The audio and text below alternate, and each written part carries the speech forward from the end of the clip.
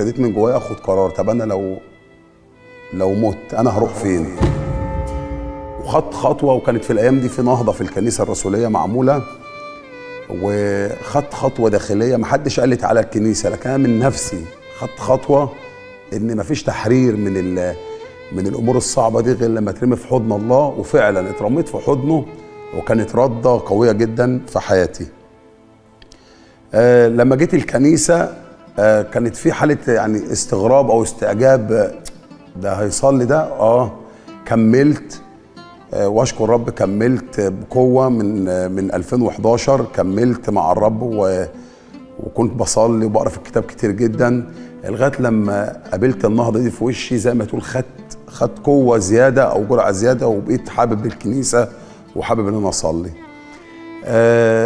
انا بالنسبه لرامز لبان تقدر تقول قبل ما اصلي كل الامور الصعبه كانت في حياتي. انا كنت بسهر في المحلات، في الكازونات، كنت بروح افراح، كنت بعمل مشاكل كتير جدا، كنت صعب ان انا اسامح حد لو حد مثلا داسلي على طرف، ما ينفعش، لا ما ينفعش اسيب حقي. امور صعبه جدا كانت في حياتي، كنت فشلان في شغلي.